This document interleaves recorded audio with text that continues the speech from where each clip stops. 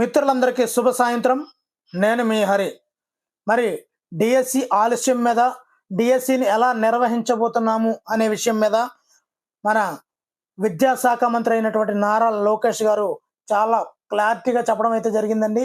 నారా లోకేష్ గారు ఒకసారి ఇచ్చిన హామీ మేరకు ఎందుకు లేట్ అవుతుంది అనేది ఇక్కడ క్లియర్గా మెన్షన్ చేయడం జరిగిందండి.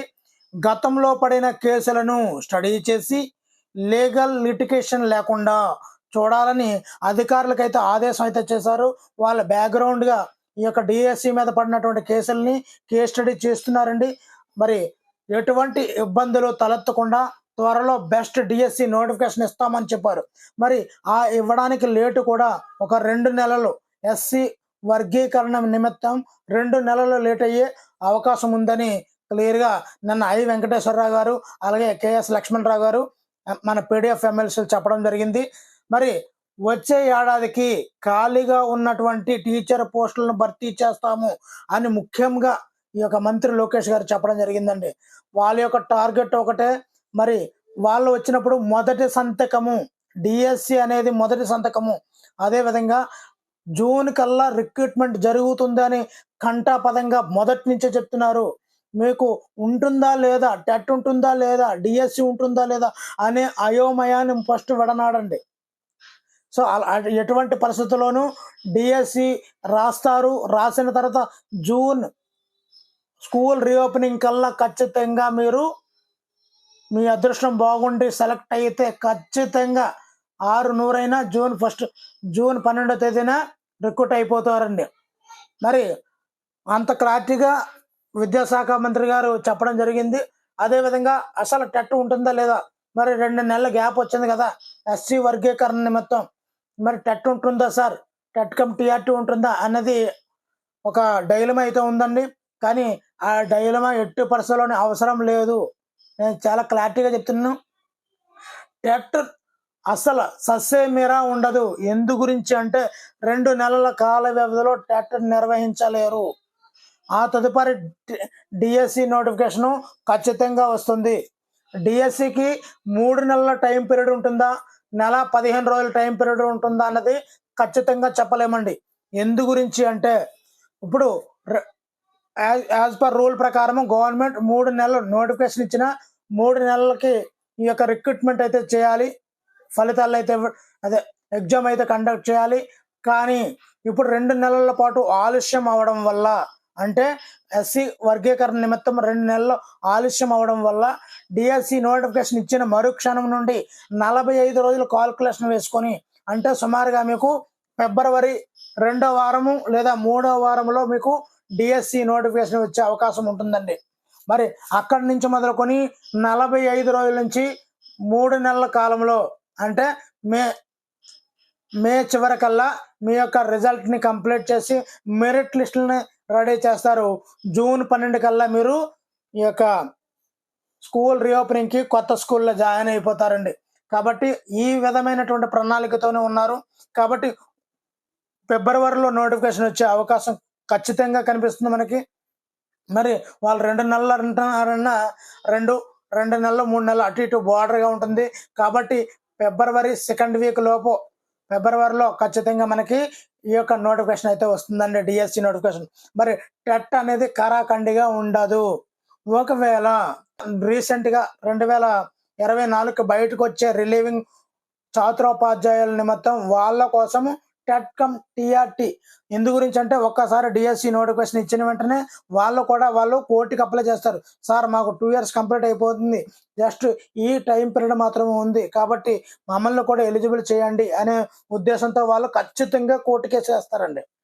కాబట్టి వాళ్ళ తరపు నుంచి టెట్ కమ్ టీఆర్టీ ఉండే అవకాశము 90% ఉందండి. టెట్ అయితే సమస్య లేదండి, no doubt. So TET cum TRT ఉంటుంది, లేకపోతే డైరెక్ట్ డిఎస్సి ఉంటుంది. ఎందు గురించి అంటే వాళ్ళు కూడా ఈ యొక్క కండిషన్ ఎందుకు క్యాన్సిల్ చేసే అవకాశం ఉందంటే, ప్రతి సంవత్సరం డిఎస్సి ఉంటుంది అనే ఒక క్లాజ్ చూపించి, సో నెక్స్ట్ డిఎస్సికి అందుతారు, ఇది 5 సంవత్సరాల నుంచి వేచి ఉన్నారు అనే క్లాజ్ అయితే చూపించే అవకాశం ఉంటుంది. అది కూడా అవసరం లేకుండా టెట్ కమ్ టీఆర్టీ పెట్టే అవకాశం కూడా పరిశీలిస్తారు. మేబీ జరిగే అవకాశం కూడా 90% ఉందండి. కాబట్టి టెట్ అనేది మీరు వదిలేయండి. ఈ ప్రభుత్వం వచ్చిన తర్వాత ఈ యొక్క డిఎస్సి ఇచ్చే ముందున్నటువంటి ప్రభుత్వం ముందు ఉన్నటువంటి టార్గెట్లు మనం బాగా అబ్జర్వ్ చేసినట్లయితే 117 రద్దు. మరి రద్దు చేసేయచ్చు కదా అని అంటున్నారు. ఇది 2027వ సంవత్సరం వరకు లాక్ చేయబడి ఉందండి 117 జీవో రద్దుతో. కాబట్టి దాన్ని కోకట వేళ్లతో పెకిలించే ఆలోచనలో ఉన్నారు. అందు గురించని 1 to 5ని మళ్ళీ 3, 4, 5 క్లాసులని బ్యాక్ తీసుకొచ్చి దీనిలో ఈ ఎలిమెంటరీ స్టేజ్ వాళ్ళకి మరలా అంగన్వాడీని కూడా మెర్జ్ చేసి మొత్తంగా నర్సరీ నుంచి 5th క్లాస్ వరకు ఒక స్టాండర్డ్ గాను, 6th నుంచి 10th వరకు ఒక స్టాండర్డ్ గాను చేయబోతున్నారని టాక్ వచ్చిందండి. అది నిజం కూడా.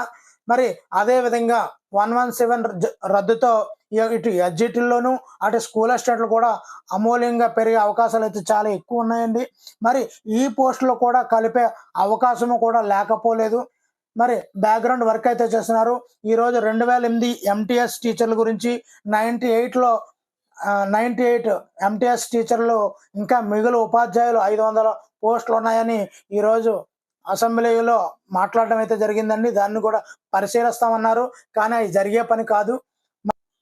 మరి మన జగన్ గారి ప్రభుత్వంలో 6,700 సుమారుగా 6,100 పోస్టులు ఇచ్చారు కదండి.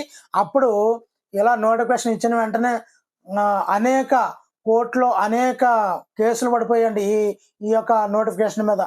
ఆ కేసుల పూర్వపరాలను కూడా పరిశీలిస్తున్నారు. ఆ పూర్వపరాలను పరిశీలించి మెరుగైనటువంటి డిఎస్సి నోటిఫికేషన్ ఇవ్వాలి, ఎటువంటి కేసు పడకూడదు, కేసు పడినా కూడా దాన్ని క్లోజ్ చేసే సమర్థత మనకు ఉండాలి అనే ఉద్దేశంతో చాలా పగడబందీగా వెళ్తున్నారు.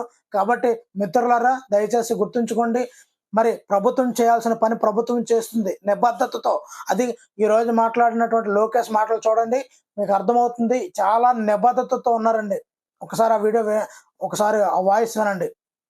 నేను చెప్పింది ఏంటంటే, అసలు డిఎస్పీ పైన గతంలో ఎన్ని కేసులు పడినాయి, దేనివల్ల పడినాయి, ఎందుకంటే ప్రభుత్వం మనమే మేజర్ లిటిగెంట్ అవుతున్నాం. అట్లా కాదు, గతంలో పడిన కేసులన్నీ స్టడీ చేయండి.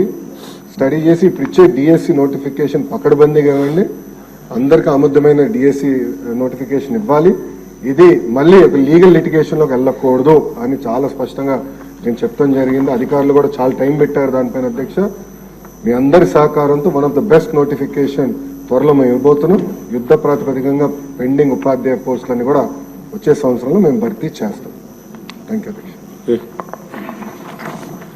ఇంత నిబద్ధతో ప్రభుత్వం అయితే ఉంది, ఖచ్చితంగా నెరవేరుస్తాను, 16,000 పోస్టులు ఖచ్చితంగా ఇస్తాను అంటున్నారు. మరి ప్రభుత్వం చేస్తుంది. మరి మీ పని మీరు చేస్తున్నారా? సిలబస్ మీద పూర్తిగా పట్టు సాధిస్తారా? ముందుగా మెటీరియల్ గ్యాదర్ చేసుకున్నారా? డిఎస్సి మీద ఒక అవగాహన ఏర్పడిందా? అన్ని మెటీరియల్ గ్యాదర్ చేసుకుని షార్ట్ నోట్స్ రూపంలో ఏదైనా మీ యొక్క ఒక టెట్లా చదువుదాము అంటే మాత్రం కుదరదండి. ఎందు గురించి అంటే మీ యొక్క బలాలు బలహీనతలు గుర్తుంచుకోండి. టెట్లో ఏ బలహీనతలతో వెనకంజలో పడ్డారు, ఏ చాప్టర్లో ఏ సబ్జెక్టులో వెనకంజలో ఉన్నారు ఒక్కసారి ఆలోచన చేసుకోండి. ఇంగ్లీషు కొద్దిగా తక్కువ రావచ్చు, అదేవిధంగా కొద్దిగా మెథడాలజీస్ కొద్దిగా తక్కువ రావచ్చు. మరి రానున్నది టెట్కి డబల్ చేస్తే ఎలా ఉంటుందో ఆ విధంగా ఉంటుందండి డిఎస్సి అనేది. ఫర్ ఎగ్జాంపుల్గా కరెంట్ అఫైర్స్ అనేది ఒక మహాసముద్రము. మరి అందులో ఏ మూల నుంచి ఏది తీస్తాడో కూడా ఎంచలేం. అలాగే జీకే అలాగే ఉంటుందండి.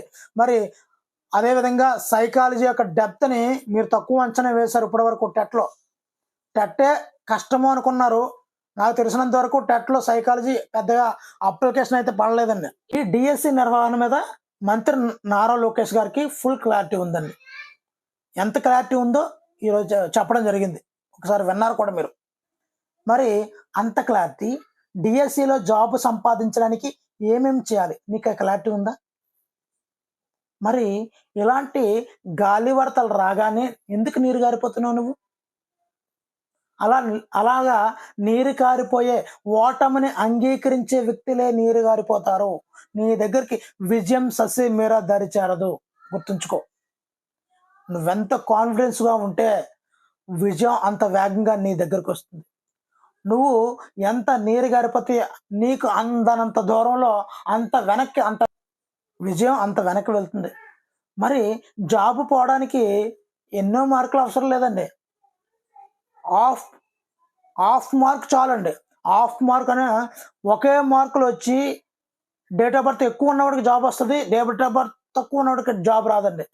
ఒకే మార్క్ వచ్చిన వాళ్ళు 30 మంది ఉంటారు, అక్కడ జాబులు 15 ఉంటాయి, 15 మంది లెఫ్ట్ అయిపోవాలి. మరి అలాగా అప్పుడు ఉంటుందండి ఆ నరకం. అప్పుడు చూడాలి, అరే కాస్త ముందు నుంచే ప్రిపేర్ అయ్యాను కాదు అనే మదన పడతారు చూడండి, అప్పుడు తెలుస్తుందండి మార్కుల విలువ, ప్రిపరేషన్ విలువ.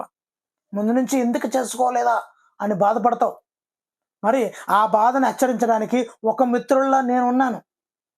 మరి ప్రిపరేషన్ ప్లాన్ స్టార్ట్ చేయి, నీకు కావాల్సిన మెటీరియల్ అందిస్తాం, మీకు కావాల్సినటువంటి మీ దగ్గరకు వస్తున్నాయి. ఇప్పుడు యూట్యూబ్ పుణ్యమా, ఈ యొక్క సోషల్ నెట్వర్క్ల పుణ్యమా అని ప్రతి మెటీరియల్ మీ కాళ్ళ దగ్గరకు వస్తుంది. అప్పటి రోజుల్లో మెటీరియల్ లేక ఎంత సతమతం అయ్యేవారో, కానీ ఇప్పుడు ఏ మెటీరియల్ కావాలంటే ఆ మెటీరియల్ క్షణాల్లో మీ ముందుకు వస్తుంది. కానీ మీ యొక్క మనసు పలు విధాలుగా తిరుగుతుంది. సార్ డిఎస్సి 2024 శ్మశానం అంత్యక్రియలు జరిగిపోయాయి, 2025 ఇంక చాలు, మరలా నోటిఫికేషన్ ఇచ్చినప్పుడు చూద్దాం. అలాంటి మాటలు వింటుంటే ఏంటి 5 సంవత్సరాలు వేచి ఉన్నారు, వాళ్ళ ప్రభుత్వం చూస్తే ఇంత క్లారిటీగా ఉంది, వీళ్ళు తెలివైన వల్ల తెలివి తక్కువ వల్ల అని మదన పడుతూ బాధపడుతున్నానండి నిజంగా. మరి మీకు పలానా ఏదైనా డౌట్ ఉంటే ఖచ్చితంగా కామెంట్ బాక్స్లో పోస్ట్ చేయండి, ఖచ్చితంగా ఆ డౌట్కి అయితే క్లారిటీ అయితే ఇస్తానండి. ఓకేనండి, వీడియో నచ్చితే లైక్ చేయండి.